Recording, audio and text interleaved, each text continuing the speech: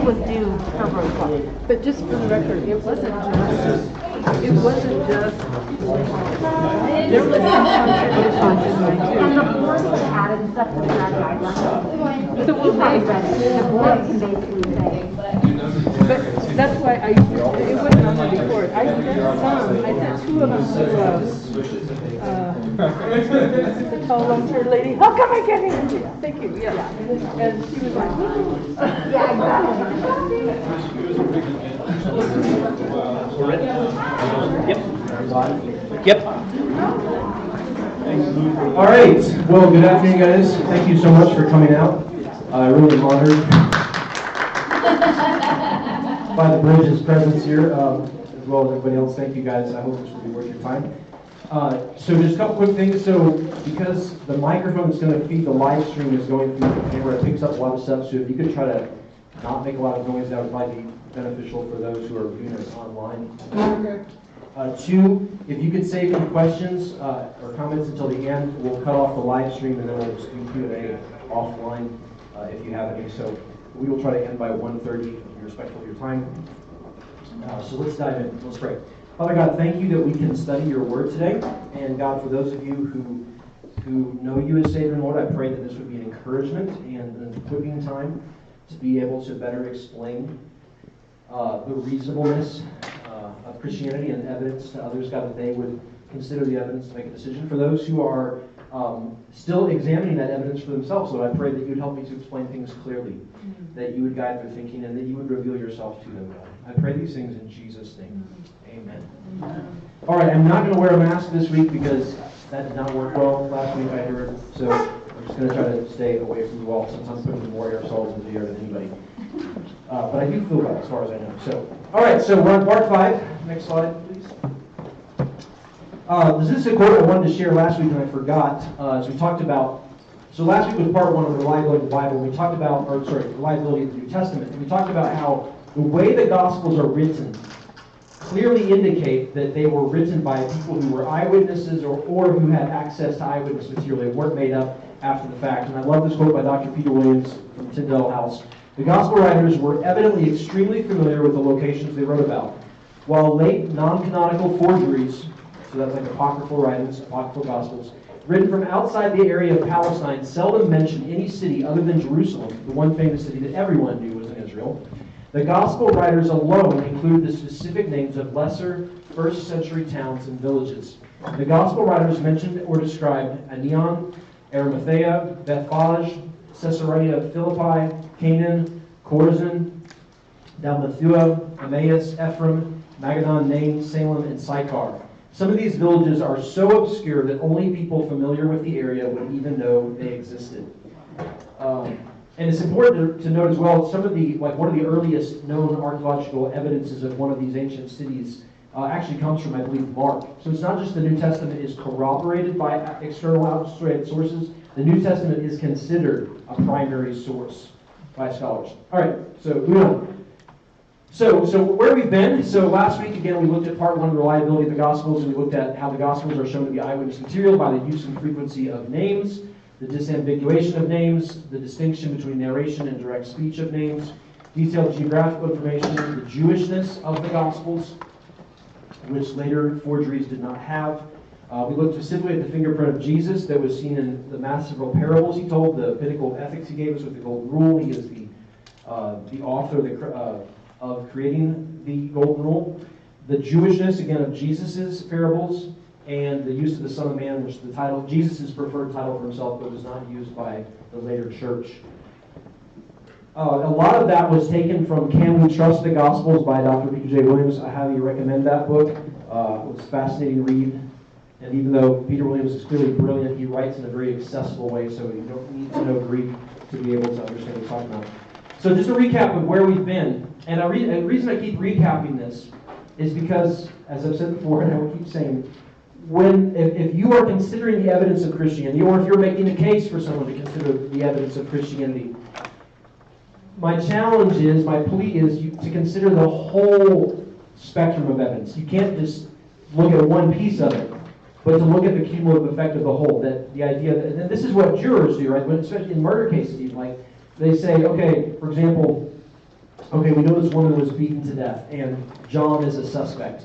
And John has a baseball bat we found in his bedroom. Okay, well, that's probably not enough to send him to the electric chair, right? But then the forensics studied the bat, and they discovered that the bat had been cleaned with bleach. Okay, that's a little strange. And we discovered that he owns a jacket and that matches the description of the suspect seen leaving the victim's house. And then we see that he also owns a unusual pair of boots that would match the description of the suspect. We discovered that his car was seen in the vicinity of the area at the time of the murder.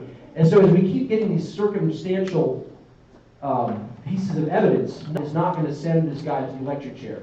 But when we consider if we have like 20 or 30 pieces of evidence like that, the case becomes overwhelmingly convincing that this guy is in fact our suspect. He is the murderer. And so what, again, I would encourage anyone to do as they're examining Christianity is to look at all of the evidence. Because maybe you can say, well, any one of these individuals I don't find convincing, or I can find an alternative explanation to. But can you find a reasonable explanation to the sum of it, the whole of it? And again, Christianity is not proven by a mathematical formula. Okay, here's the evidence. Like, it's not like the fundamental theorem of calculus. I remember learning that in school. I was so excited about it, I wanted to frame newsflash. Hopefully you know that. But all we have is copies of copies of copies, and so that raises the question: how do we know we have an accurate copy? That's a very good question, very fair question, and you need to know the answer to it. So we'll be talking about that. And this is insightful not just for the Bible, but the ancient documents we have, whether it's the Bible or Greek mythology or writings of Plato, Aristotle. All the stuff we have from antiquity is copies of copies. And so understanding how we got those copies and how we can know they're reliable is important, not just for looking at the Bible, but for actually appreciating anything from ancient history. And it's also going to be interesting, we'll talk more about the reason we have so much stuff from other ancient societies is actually because of Christians. But we'll talk about that more next week. So, and we'll talk about week 2. Modern translations are reliable. We'll specifically get into the King James only controversy. Who's familiar with that controversy? So about half of you are familiar with that. There's people who argue that King James is the best English Bible. Some would argue that it's the only reliable Bible. Some of even extreme argument would say it's the only Bible, period. No matter what language a person speaks, they should learn English and then learn the King James. I have actually heard that. And then finally, we'll look at the Bible as self-authenticating as the climax of all this. All right, next. All right, so we want to ask ourselves, do we have eyewitness accounts? Are the eyewitnesses reliable? Are they telling the truth? Those are kind of the 2 questions we'll look at. And finally, third question, do we have an accurate copy? That's next week. And finally, what explanation makes the best sense of the evidence? And we'll get to that. We'll end with that today. All right, so let's look at the gospel. So just specifically focusing on the writers of the New Testament, Matthew, Mark, Luke, John, and Paul. Jude, James. How do we know that they're trustworthy? This is an absolute question you'd ask in a court of law, right? If you're a juror on a murder trial, you would ask, are these eyewitnesses trustworthy? Can we rely on them? Because you're making a life or death decision based on their testimony. And I would say, yes, they are trustworthy. How can we see that? One, their basic storyline is corroborated by ancient non-Christian sources. We'll talk about that in just a second in more detail. So both in ancient writings and ancient artifacts. The writings we have, the things we've dug up, validate, verify what they've said. We looked at a lot of that last week, like just 84 points that have been archaeologically verified from just the book of Acts alone. And we could go on into more stuff from John and other Gospels that's been archaeologically verified or has been verified in the ancient writings. They have no reasonable motivation to lie. This is really important. So in his book, Cold Case Christianity, and I finally finished it. Thank you, Dave Snell, for recommending this to me. I really enjoyed this. This was one of the most, probably a really fresh approach to apologetics in recent days. J. Warner Wallace was an atheist, and he's a homicide detective. He specializes in cold cases, investigating murders that have gone cold and they haven't been able to solve, and he picks up those cases and investigates them. And in the process, he started examining, he realized, well, Christianity is really the ultimate cold case. He had a colleague who kept bugging him to come to church with him, so encouragement to everyone to keep inviting friends to church. And so finally he felt like, well, I have to go. He's my former officer, he's a fellow officer. For some reason he felt obligated to go. So he goes to church with this guy, And first thing that struck him was that I think the pastor was preaching out of Mark, and he was struck by, hey, this Jesus has some really wise things to say. Like, this actually is helpful for life, just on a pragmatic level. And then he started realizing, okay, Christianity is the ultimate cold case. And as he started examining the Gospels, it struck him that the testimony he was reading, he started applying all the tests he uses as a detective to verify is an eyewitness reliable, is it accurate? And ultimately, his search led him to the conclusion that Christianity was true, the Gospels were accurate eyewitness testimony. So I encourage you to read that. It's a good book if you're interested. You wanting to go deeper, because I'm certainly not covering everything in these seminars. I'm only giving you a high-level overview. But in that, Warner Walsh talks about as somebody who's investigated many murders, many crimes. He talks about there's basically three motivations for committing crimes.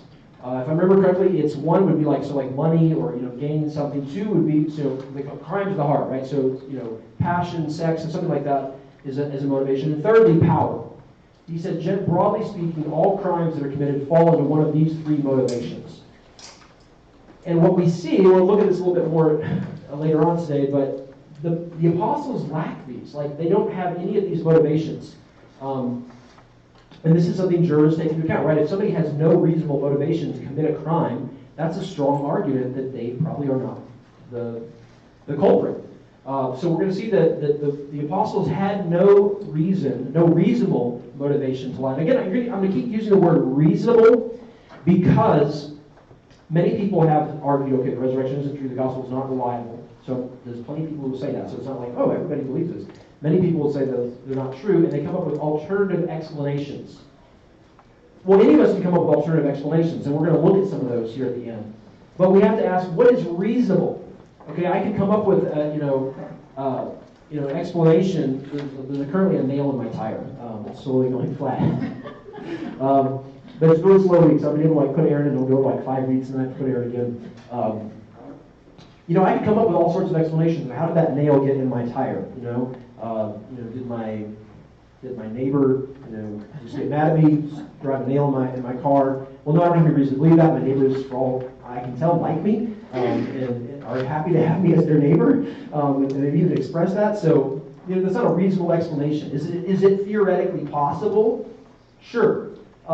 We can come up with all sorts of explanations of how there's a nail in my tire. Probably the most reasonable explanation is there was a nail on my garage floor or on the road somewhere and I ran over it. Right? That's more plausible than aliens came down and inserted the nail into my tire because they had nothing better to do after traveling through interstellar space.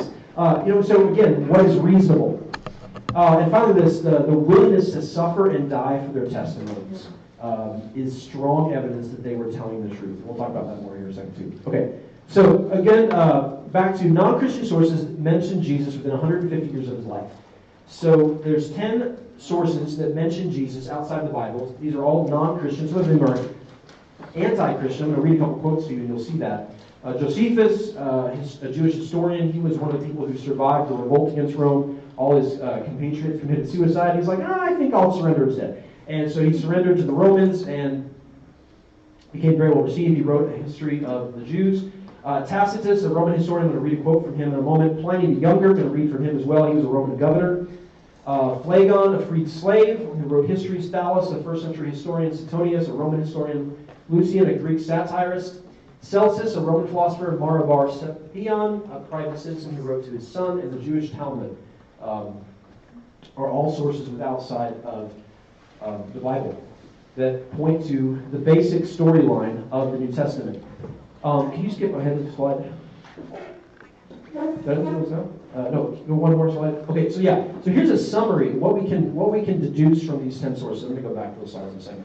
So again, not using the Bible at all, here's the basic storyline you get from these ancient sources that talk about Jesus. Number one, he lived during the time of Tiberius Caesar. 2, he lived a virtuous life. He was known as someone virtuous. 3, he was a wonder worker, so he had a reputation for performing miracles. He had a brother named James. He was acclaimed to be the Messiah, the one the Jews had been looking for hundreds of years and had been prophesied to come for hundreds and hundreds of years. He was crucified under Pontius Pilate. He was crucified on the eve of the Jewish Passover. Darkness and an earthquake occurred when he died, which is also recorded in the Bible. His disciples believed that he rose from the dead. Now, again, they're not saying that he actually did rose from the dead. These ancient sources, because otherwise they'd be Christian, right? These ancient sources are saying his disciples believed that he rose from the dead. And we'll talk about that more in detail. So did they have good reason to believe he rose from the dead? His disciples were willing to die for their beliefs. Christianity spread rapidly as far as Rome, and finally, his disciples denied the Roman gods and worshipped Jesus as God. All right, can you go back up? So again, doesn't that strongly parallel the basic storyline of the Gospels?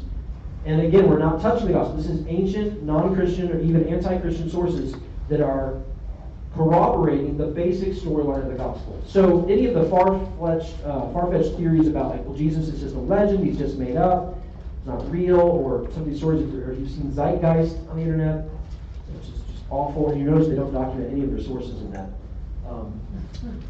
You shouldn't believe something just because it's on the internet. Just saying. So the basic storyline of the Bible is verified outside of the Bible. So any idea that Jesus was legendary or just made up, or he's just a retelling of a pagan mythology of a God who died and rose again, doesn't line up with history. Nobody who knows anything about history would believe that. So I want to give you a sampling of what these people, these ancient sources said. So here's a quote from Josephus. It's one of the kinder quotes. He says, at this time, referring to the time of Pilate, there was a wise man who was called Jesus. His conduct was good, and he was known to be virtuous. And many people from among the Jews and the other nations became his disciples. Pilate condemned him to be crucified and to die. But those who had become his disciples did not abandon his discipleship. They reported that he had appeared to them 3 days after his crucifixion, and that he was alive. Accordingly, he was perhaps the Messiah, concerning whom the prophets have recounted wonders. Again, amazing correspondence to Scripture. And Josephus probably has some of the details better because, being a Jew, he was much more familiar with the prophecies and expectation of the coming Messiah of his people. Next slide. Now, let me give you a couple quotes that are not so flattering. Again, Josephus was not a Christian. But was a little more kind to them. This is what Tacitus wrote about Christianity. And notice his description of Christianity. He calls it a disease.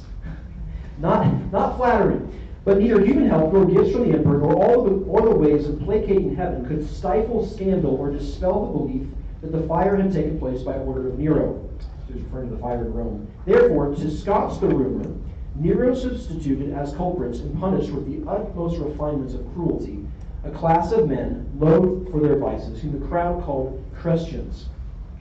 He's got a nifty footnote here explaining the misnomer. Christus, the founder of the name, had undergone the death penalty in the region of Tiberias by sentence of the procurator Pontius Pilate, and the pernicious superstition was checked for a moment. Notice again, he calls it a pernicious superstition. Was checked for a moment, only to break out once more, not merely in Judea, the home of the disease, but in the capital Rome itself, where all things horrible or shameful in the world collect and become fashionable. First, then, the confessed members of the sect were arrested. Next, on their disclosures, vast numbers were convicted, not so much on the account of arson as for hatred of the human race. Wow, that's how we're described, hatred of the human race. And derision accompanied their end. They were covered with wild beast skins and torn to death by dogs, or they were fastened on crosses, and when daylight failed, were burned to serve as lamps by night. Nero had offered his gardens for the spectacle, and gave an exhibition in his circus, mixing with the crowd in the clothes of a charioteer or mounted on his chariot.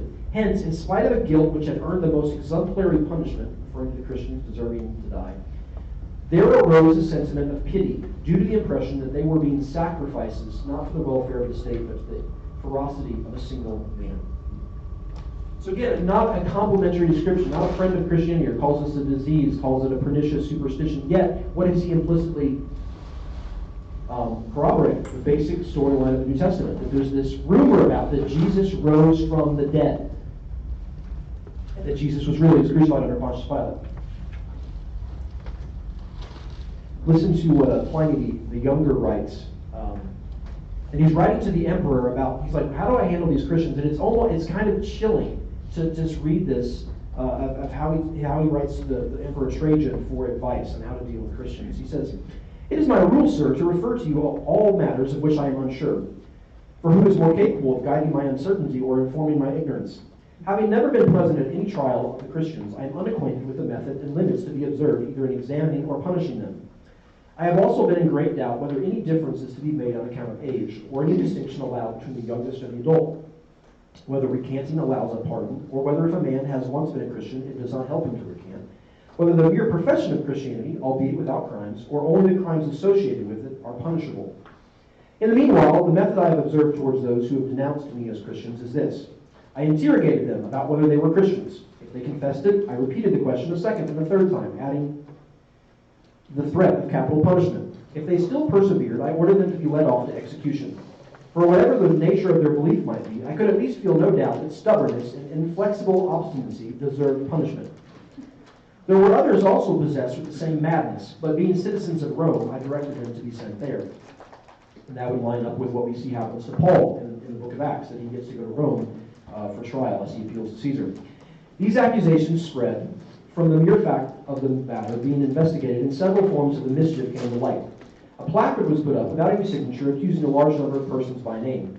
Those who denied that they were or ever had been Christians, who repeated after me an invocation to the gods and offered adoration with wine and incense to your statue, which I had ordered to be brought for this purpose, together with the image of the gods, and who finally cursed Christ, all things it is said that no real Christian can be forced to do, I thought they should be discharged. Others who were named by that informer at first confessed themselves Christians, but soon after denied it, saying that they had been, but they had ceased, some 3 years earlier. Many years ago, and a few as much as 20 years ago, they all worshipped your statue and the images of the gods and cursed Christ. They affirmed, however, the whole of their guilt or error was that they were in the habit of meeting on a certain fixed day before it was light, and of singing in alternate verses a hymn to Christ as to a God, and of binding themselves by a solemn oath not to wicked deeds, but never to commit any fraud, theft, or adultery, never to falsify their word, nor to deny a pledge when they were called upon to deliver it. After this, it was their custom to separate, and then reassemble to partake of food. But food of the ordinary and innocent kind. Even in this practice, however, they had abandoned after the publication of my edict, by which, according to your orders, I had forbidden political associations. I therefore thought it was more necessary to extract the real truth with the assistance of torture from 2 female slaves who were called deaconesses. But I could discover nothing more than depraved and excessive superstition. Chilling, isn't it? But again, an affirmation of the beliefs of the early church, that they worshiped Jesus as God, they accepted him as God, they wouldn't worship the Romans, they were committed to virtuous lifestyles, telling the truth, not committing fraud, not committing adultery. All right, so moving on. So we've looked at these. So basic corroboration of the New Testament storyline through these ancient sources, non-Christian sources. Keep going in. Oh, sorry, go back. Where were we? Okay, so there's top 10 reasons. Again, I feel like I'm really not doing this subject justice. This is an overview. I'm hoping that if you want to go deeper, it'll drive you into the books that I've recommended. But so top 10 reasons. Norman Geisler and Frank Turek in the book, I Don't Have Enough Faith to Be an Atheist, talk about 10 reasons to believe the Gospels. Number one, the Gospel writers include embarrassing details about themselves. We've talked about this in the earlier lessons, but it's worth mentioning. Our natural human tendency, if we describe ourselves, is to say good things about ourselves. You look at that when people write their biographies or autobiographies, they tend to mention the good things and not mention the bad things, and minimize those. I think of one celebrity that I will not mention by name, whose biography I read many years ago, and then was later on accused of some very heinous crimes. And I was like, you didn't mention that in your book. So that's our natural human tendency, but and we all relate to that. We can all say, agree to that our tendency is to minimize our own failures. Yet in the Bible, the apostles, the disciples look really bad over and over again. It describes their failures. It describes unbelief. It describes cowardice. It describes failures, disobedience to Jesus, especially Mark. I mean, Mark is hard on them. That just over and over again, the disciples don't get it. The disciples don't get it. So it's not complimentary. And even after the resurrection, Peter fails, has to be publicly rebuked by Paul. You think of at the arrest of Jesus, all the disciples flee. One person runs away naked, which is just a picture of utter human failure.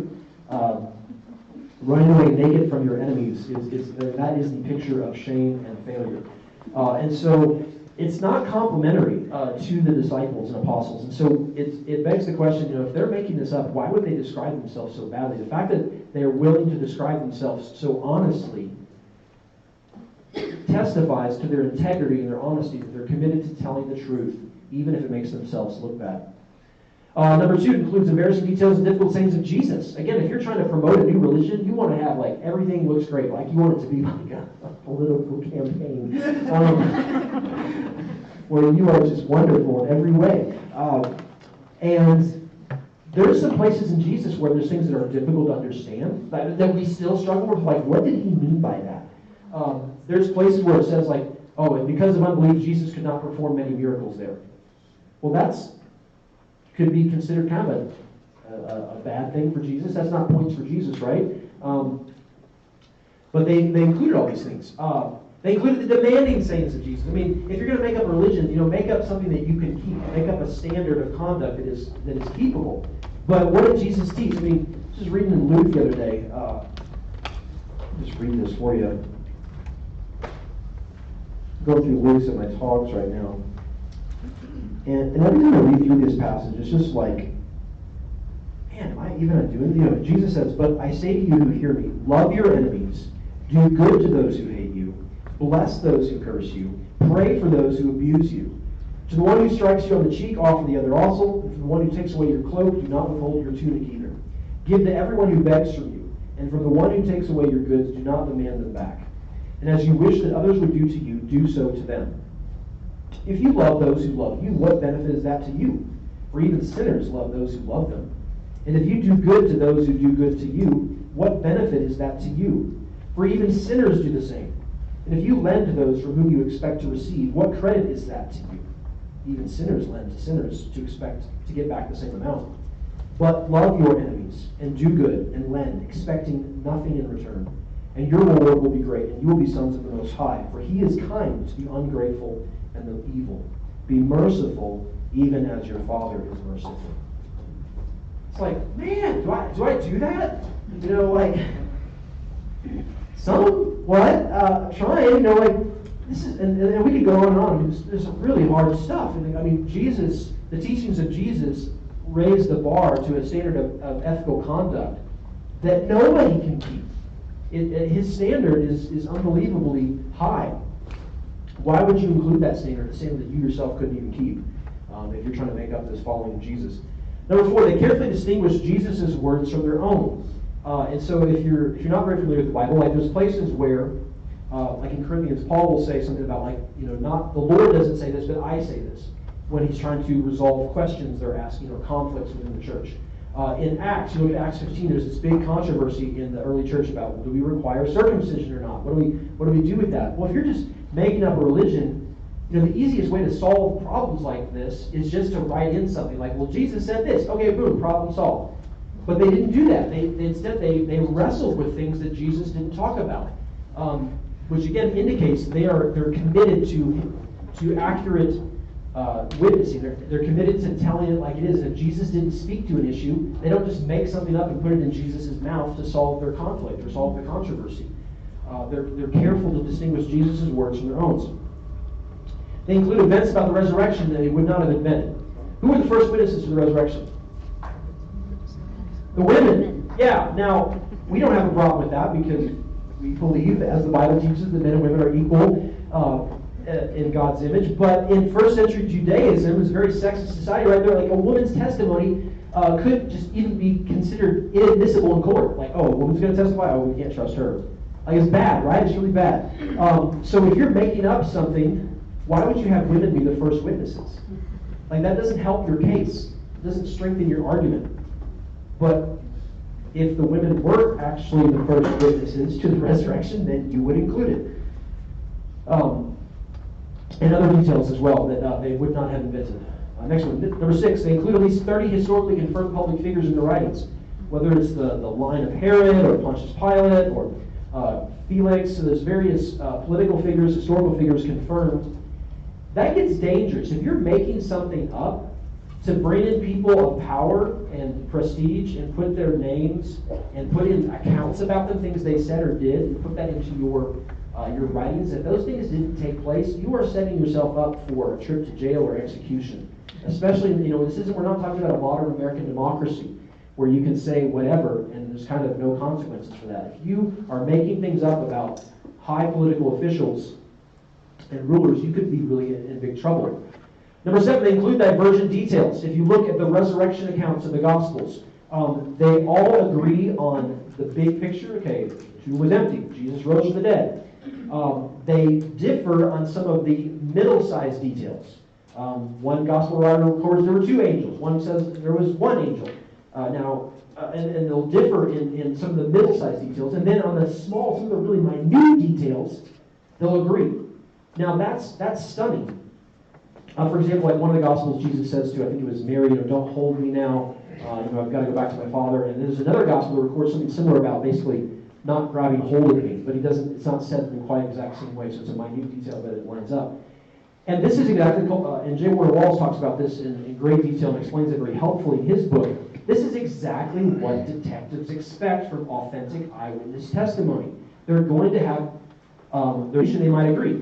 This is actually a testimony to its faithfulness, because different testimonies, different eyewitnesses see and mention different things. If 4 of you witnessed a car accident out here, and then immediately the police show up, and you guys don't get to talk to each other, we separate all 4 of you, and we interview and say, okay, tell me what you saw.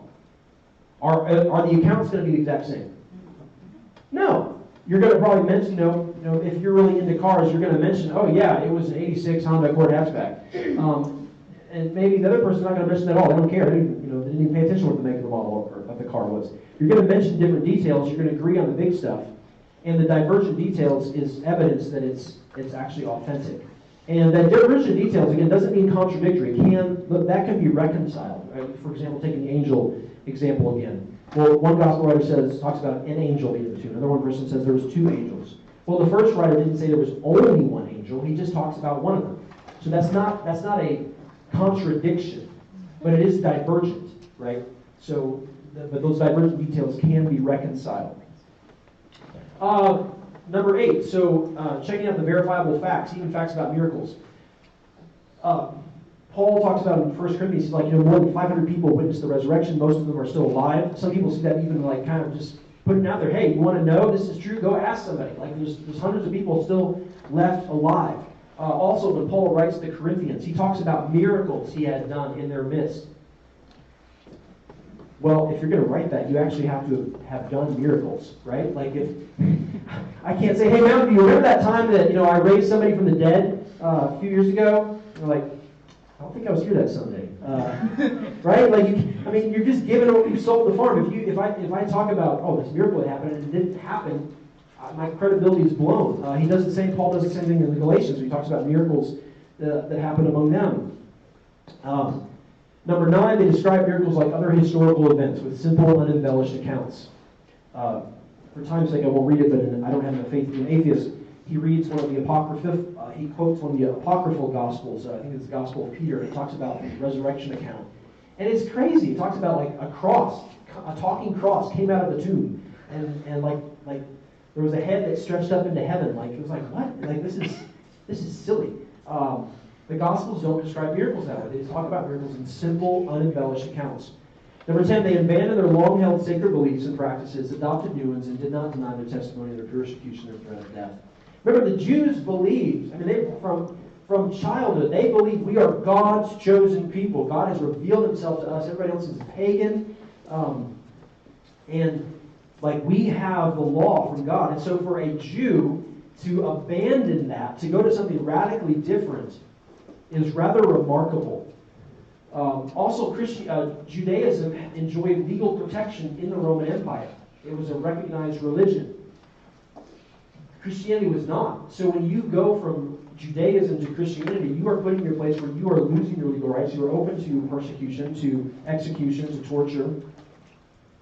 So again, this dramatic transformation that happens. Some people say, well, we can't believe what the converted write. And that's really a false, think about it, we don't do that in any other area of life. The question is not, are they converted? The question is, why did they convert? And in fact, converted people can often be the most committed to telling the truth. World War II history is one of my my hobbies, one of my favorite subjects. And if you read some of the accounts from survivors of the Holocaust, I mean, talk about passion, right? To record details. You think of Night, that book by a survivor of the Holocaust. Like, there's this, and their great passion to describing in detail and recording accurately all the things that the Nazis did because they were so horrible and they were committed that they wanted the world to know about that.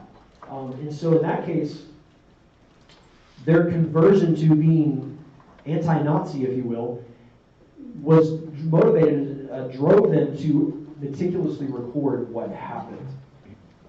All right, moving on. Dr. Gary Habermas rightfully says, skeptics must provide more than alternative theories for the resurrection. They must provide first century evidence for those theories. We're going to get to in just a second looking at the alternative theories for the resurrection. And again, it's not just enough to come up with a theory. You have to come up with evidence from the first century to support your theory. Now, if you survey the range of biblical scholars, from the range of Bible believing, wholehearted, 100%, we're all in Christians, to agnostic, atheist scholars of the Bible. And there are people that, I know that seems maybe strange to some of you, but there are many people who are atheists or agnostics who are actually biblical scholars.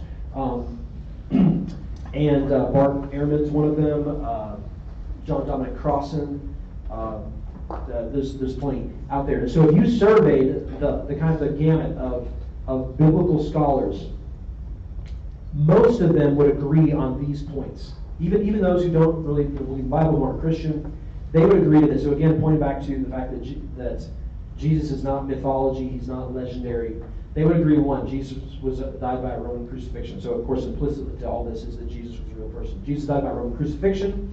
He was buried most likely in a private tomb. Now this is the one that there may be the most disagreement on. About 75% of scholars would agree to this one. He was buried most likely in a private tomb. The rest enjoy almost unanimous support. Number three, soon after his crucifixion, the disciples were discouraged, bereaved, and despondent, having lost hope. Number four, Jesus' tomb was found empty very soon after his interment. Number five, the disciples had experiences that they believed were actual appearances of the resurrected Jesus. Number six, due to these experiences, the disciples' lives were thoroughly transformed. They were even willing to die for their belief. Eight, the proclamation of the resurrection took place very early from the beginning of church history. So in other words, it wasn't legendary material that arose after 20, 30, 50, 100 years. Oh, this is a mythology that's developed. Just like, and that goes back to the eyewitness's account, because if somebody tried to make the claim, hey, Martin Luther King Jr. Was assassinated and then he rose from the dead, I'm like, time out. There's too many people left alive who would say that's not true. Or if you try to deny Martin Luther King Jr., like, hey, Martin Luther King Jr. wasn't even a real person. This is just made up. You could think of maybe some of these crazy white supremacist groups, maybe saying something like that. You say, or people do this right with the Holocaust, right? There's Holocaust deniers. It's like, oh, the Holocaust didn't happen. That's not real. Well, we have photos. You can go visit Auschwitz. We have numerous testimonies that have been recorded either in video or audio or in books. There's still people left alive who survived the Holocaust. There's just way too much evidence to say that's plausible. And I would argue the same thing is true of Christianity and resurrection. Like, you couldn't just make this up shortly after the death of Jesus. Finally, the disciples' public testimony and preaching of the resurrection took place in the city of Jerusalem, where Jesus had been crucified and buried shortly before. Now, if you're going to make up a legend, if you're going to make up a lie, the place to start it is not in Jerusalem. Go to Greece, go to Athens maybe, where people believe in a pantheon of gods, and maybe they'd be more believable to the idea of some God who came to earth and then rose from the dead. But why would you start in the very city where Jesus was crucified? That's a hard sell to argue that he rose from the dead, unless he really did. The gospel message centered on the preaching and death and resurrection of Jesus. Again, this is what Bible scholars agree about. Sunday was the primary day for gathering and worship. Well, that's a huge shift theologically, right? Because the Jews, the Sabbath was holy. This Saturday, the Sabbath, the seventh day of the week, that was the holy day. And for the early church to shift to worshiping on Sunday showed that something very significant, going back to them abandoning their long-held beliefs and practices. James, the brother of Jesus and a skeptic before this time, was converted when he believed he also saw the risen Jesus. Just a few years later, Saul of Tarsus, also known as Paul, and just so you know, this a lot of people talk about, oh, he was Saul, then he became a Christian, became Paul. This doesn't make you any more spiritual to know this, but Saul was his Jewish name, Paul was his Roman name. So it's not like he had a name change. He just had two names. So anyway, just random fact. So just a few years later, Saul of Tarsus became a Christian believer due to an experience that he also believed was an appearance of the risen Jesus. Peter Kreeft asked this question: why would the apostles lie? If they lied, what was their motive? What did they get out of it? What they got out of it was misunderstanding, rejection, persecution, torture, and martyrdom. Hardly a list of perks. Okay, we already talked about this one. Go to the next one. All right, and so what happened to early church leaders, the apostles, as one of the other leaders who wrote the Gospels? Andrew was crucified in Greece. Bartholomew flayed to death in Armenia. James the Just was thrown from the temple and beaten to death in Jerusalem. So James the Just would have been the half-brother of Jesus. James the Greater, this would have been the brother of John. So James and John, sons of thunder. He was beheaded in Jerusalem. He died early on. His death is recorded in Acts. John is the only one who died a natural death. He died in exile on the island of Patmos. They did try to execute him. It's a fascinating account. They tried to boil him alive in oil, and he didn't die. And so you think that would have been a testimony to them of like, maybe this Christianity thing is true. But instead they just exiled him. Luke was hanged in Greece. Mark was dragged to death by a horse in Alexandria, Egypt. Matthew was killed by a sword in Ethiopia. Matthias was stoned and then beheaded in Jerusalem. Jerusalem gets like the high death count here. Peter was crucified upside down in Rome. Philip was crucified in Phrygia. And Thomas was stabbed to death in India. Now, again, who would willingly die for a lie? They say, well, objection, there's lots of people that die for a lie. I mean, let's remember 9/11, right? What happened on September 11th, 2001? Muslim terrorists got in a plane, hijacked an airplane, and rammed them into the Twin Towers in New York City. They sacrificed their lives for what they believed. Okay? But they died by faith that their religion was true. They had never seen Muhammad. They did not hear the revelation that Muhammad supposedly received. They died for their religion by faith. It was a step of faith for them that their religion was true. These guys, with maybe the exception of Mark and Luke, died because of eyewitness, because they saw something. They weren't saying, well, we believe this because we heard it, like you and I do. Like none of us have seen the resurrected Jesus, I assume. But they weren't dying for something they believed by faith. They were dying for what they claimed was, what we saw this, we heard it, we've seen it. That John says in the book of 1 John, that which we have seen and heard, we testify also to you. That which we looked upon and have touched with our hands and seen with our eyes, John writes. They were dying for something that if it was a lie, they would have known it to be true. How many people would knowingly die for a lie if they could have saved their life by simply telling the truth? Say, I just kidding, I made it up. Okay, I can't. I mean, naturally. I mean, if you're about to crucify me, and for something that I know to be false, pretty good motivation to suddenly tell the truth. And notice that also that all these guys died in geographically separate areas at different times. So if this was a conspiracy, if they just made this up, hey, let's all get together, we put our heads together, Jesus got crucified, major bummer, it seems like our movement's dead now, what do we do? Okay, let's make up the story that Jesus rose from the dead so we can keep the movement alive. Well, if they're all spread out geographically and by time, is it reasonable that they would keep this conspiracy going? Listen to what Chuck Colson writes about the Watergate conspiracy. How many of us are familiar with Watergate? Ooh, even people who are younger. Okay, good. So the Watergate scandal, if you might remember, with President Nixon, lost the presidency over that. So this is what Chuck Colson writes about the Watergate scandal.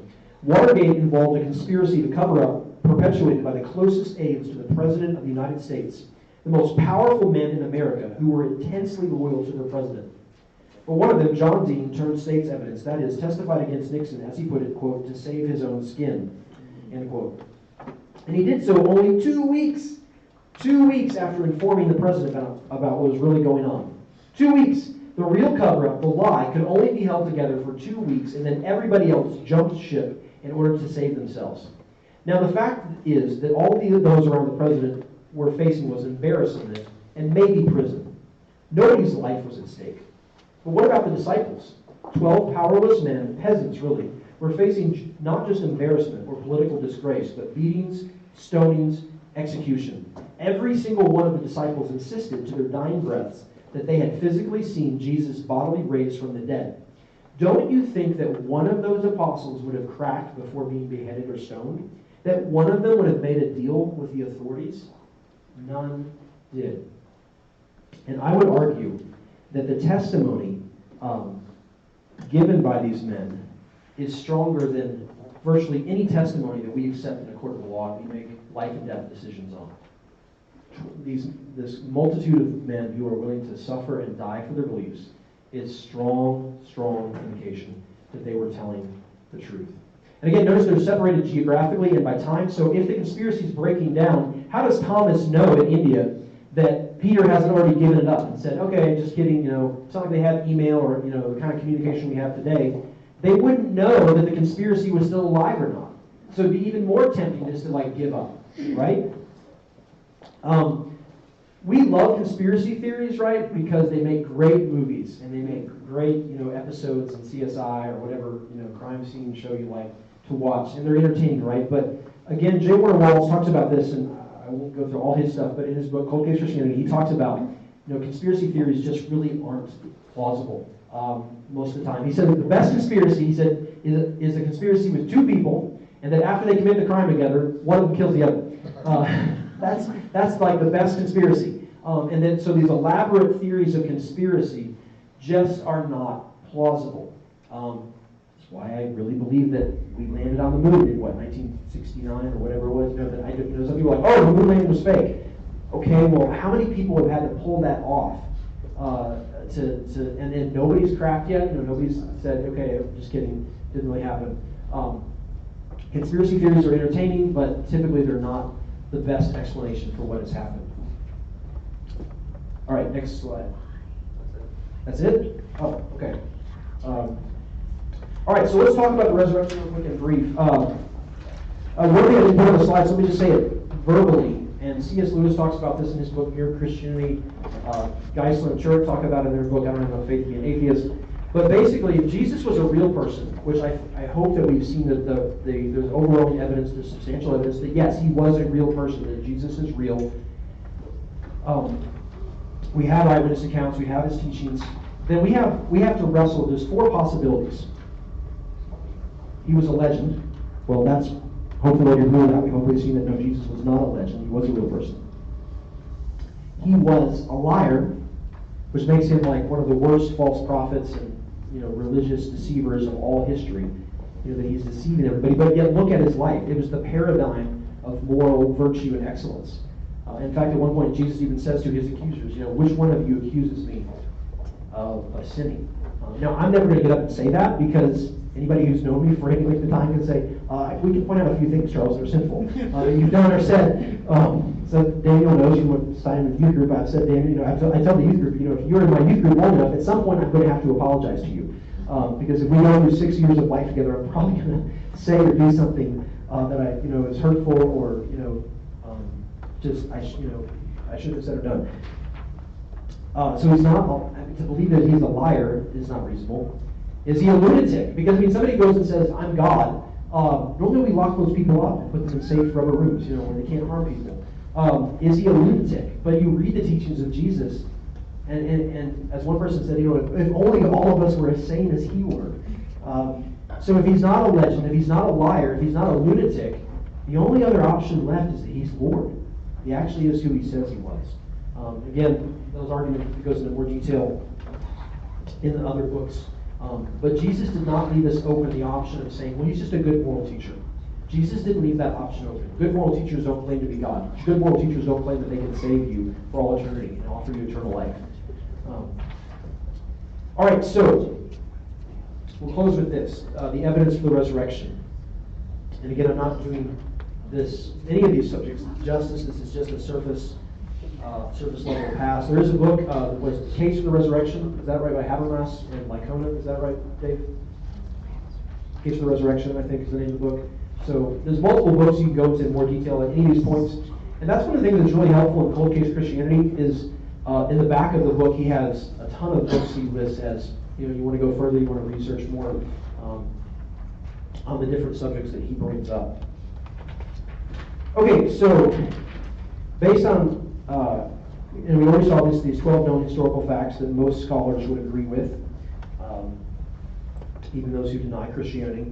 That's on one page. So on the back, we kind of have this diagram. This is kind of a helpful way of thinking through the resurrection of Jesus. And for those of you who are watching online, this is available online. If you want to get this, just email Barbara in the office and she can send you a link to this. Thank you, Dave, for pointing me to this resource. So which theory best fits the data about resurrection? Again, we want to look what is reasonable. What is reasonable? Okay, well, we have first choice. Either the tomb of Jesus was either occupied or was empty. Okay, well, it was, let's say it was occupied. Okay, it was Jesus' body was still there. Well, there's several then theories, alternate theories of the resurrection that deny that. So there's several pieces of data, and he's got the list here. So one, unknown tomb. Some people say, well, the disciples just went to the wrong tomb. That's one of the arguments against the resurrection. They got confused. Hey, Jerusalem's a confusing place, right? Not good street names or maps, maybe. They went to the wrong tomb. So they're like, oh, it's empty. And they were at the wrong place. Well, there's a lot of data that doesn't explain. Namely 4 through 12 doesn't explain that. And think about it. If they went to the wrong tomb, the Romans and the Jewish authorities, who have every reason to try to squelch this, could just quickly parade the body.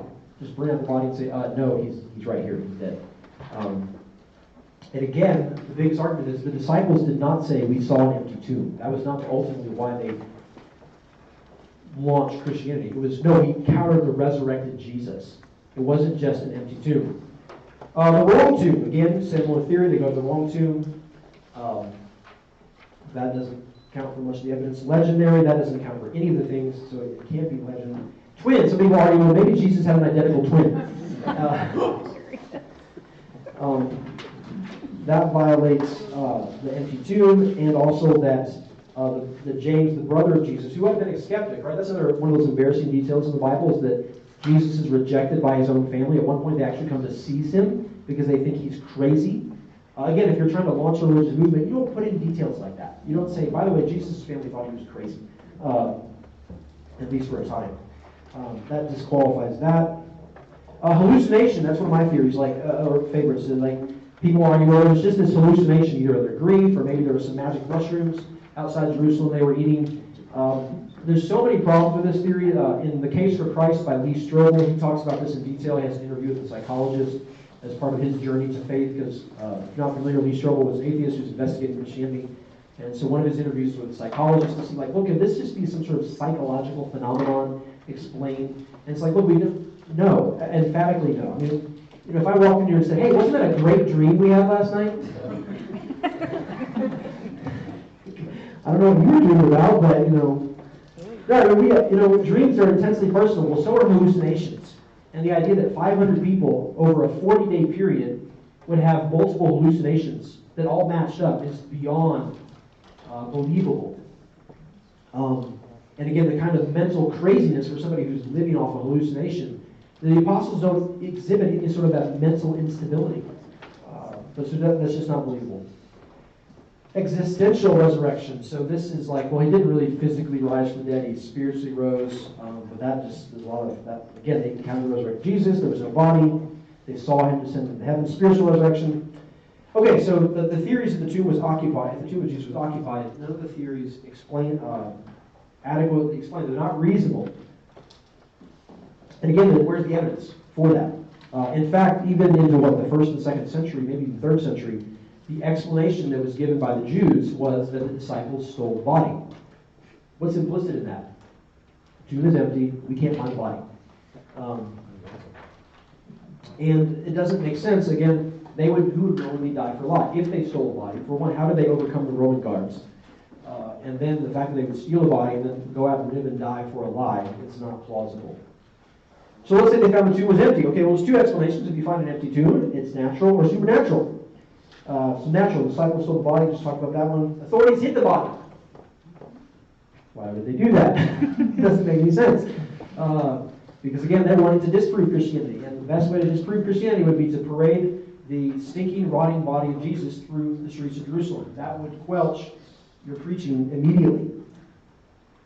Doesn't fit. Doesn't make sense. This ruling theory. So this is the idea that Jesus he just passed out on the cross. He thought he was dead. They put him in the tomb, but he wasn't. He was actually still alive. And so he came back to life. That theory is so bad and just not plausible. If you've read any of the sort of the medical critiques of what Jesus' suffering and crucifixion would have involved, it's just not plausible. For one, he was beaten before he was crucified. Now the beatings, his back would have been basically looked like hamburger meat. It would just been raw, ripped to shreds. Jesus is probably not far from death before he even gets to the cross. The horrific beating, the flogging that he received would have been horrific. And again, the Romans are trained executioners. Like, this is what they do for a living. And so it's kind of insulting to be like, okay, you guys kill hundreds of people, thousands of people, and you don't know what you're doing. You don't know how to do it. They're good at this. And in fact, Scripture records that just to verify that he was dead, they thrust a spear in between his ribs, and out comes what? Blood and water. Now that's interesting. That's kind of weird. Why would you describe that? Well, modern medicine, that's actually an accurate description of what we would expect, right? If it pierced the pericardium, that there would be a watery-like substance lining the heart. And so from the inflamed heart, I've read a couple different medical explanations of this, one by, I think he was an ophthalmologist, another was by a cardiologist. And so blood and water flowing may sound strange, but that's actually what we would expect medically from what Jesus had suffered and endured if you thrust a spear in his side. And there's even an account of somebody who was crucified in ancient history, and for somehow, like his friends or whatever, were able to get a pardon for this guy from the governor or whoever. And so they rush and they take this guy down off the cross before he dies. He still died from the wounds he received. So the idea that Jesus didn't die is just not plausible. That you would take him down, that you would carry him, you would bury him, and he didn't die. And even, let's say, just for hypothetically argue, okay, let's say he did die. Is it Jesus who's been beaten and crucified and stabbed? Is he going to convince you that he rose from the dead, that he's the author of life when he appears to you? You're like, get this guy to a doctor, right? But again, that's not really even possible. That's not plausible. Passover plot, this was all made up, that Jesus actually concocted this ahead of time. Jesus made this up. Okay, I'm gonna get crucified, and then I'm going to die, and I'm gonna fake this resurrection. Not plausible. Jesus was an alien. It's kind of true. Yeah, and maybe none of us are actually sitting here right now. Maybe we're all in the Matrix, with the tube shoved down our throat, and we're just thinking this, in the Matrix. Is that possible? Yeah. Is it reasonable? I don't think so. So the most reasonable argument for the explanation of the data, I would argue, is that Jesus rose from the dead, that he came back to life. Some people said, well, look, if he rose, this is incredible. The idea that God would come to earth and die and rise from the dead, that's incredible. I need some incredible evidence to prove that really happened. Well, so what do you mean by incredible? One, do you want another miracle to prove it? Well, because then when does it end? Well, okay, one miracle happened, the resurrection's a miracle. So do I want a second miracle to confirm it? Well, then do I need a third miracle to confirm the second one? Do I need a fourth miracle to confirm the third? Where does it end? If you mean lots of evidence you need extraordinary evidence, well, I think we have that. We have more eyewitnesses, more testimony, more evidence to corroborate the New Testament story than we do of anything else in antiquity from ancient times. So I would argue that the case for the resurrection is that the resurrection of Jesus, if you're not coming with a supernatural bias, if you're coming and just looking at the evidence open to all possibilities, if there is a God, which means that if there is a God, then miracles are possible, then the resurrection of Jesus makes the most sense, especially in light of this was prophesied, that for hundreds of years there was a prophecy coming about a Messiah, that Jesus perfectly fulfills this prophecy. And if miracles are kind of how God's authenticator, God's signet ring of of proving himself. And that's what we see in the Bible. The Bible's not just one miracle after the other. Actually, miracles are rare in the Bible. miracles show up at specific times in the biblical timeline, and they authenticate a message from God. It's kind of like God's way of proving, okay, this is coming from me. And Jesus' resurrection didn't happen in a vacuum.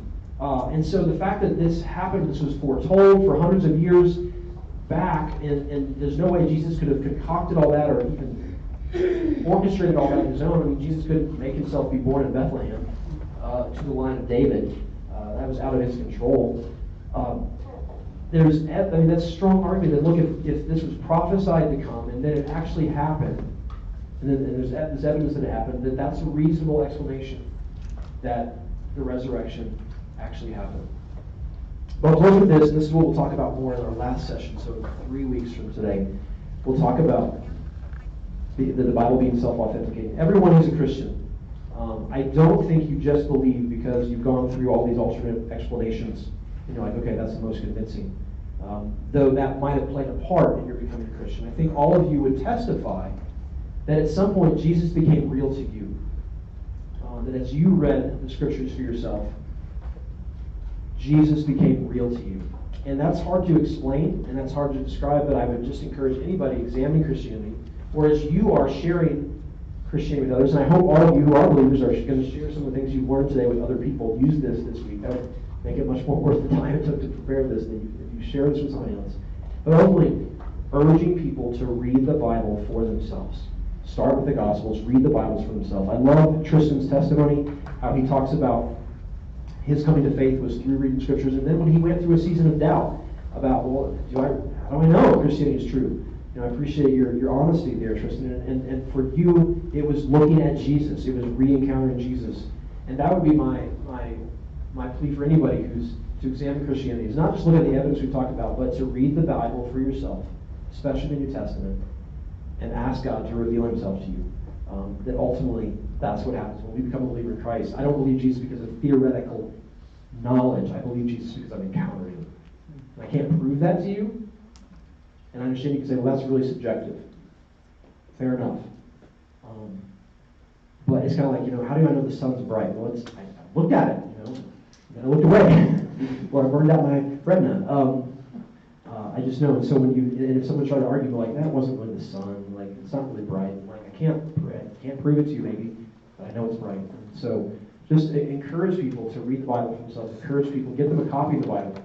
They don't have one, to read it for themselves. That's ultimately the test. We'll talk about that more in 3 weeks. So let me pray, and I'll take questions. If there's any, Father, thank you for the evidence you've given us. I pray you'd help us to be better at explaining these things, God. And I thank you, God, that we don't believe in spite of the evidence, but we can believe because of it and in light of it. Mm-hmm. And Lord, I pray that you'd help us to get better at this, at explaining the evidence for what we believe, as 1 Peter says, to be able to give it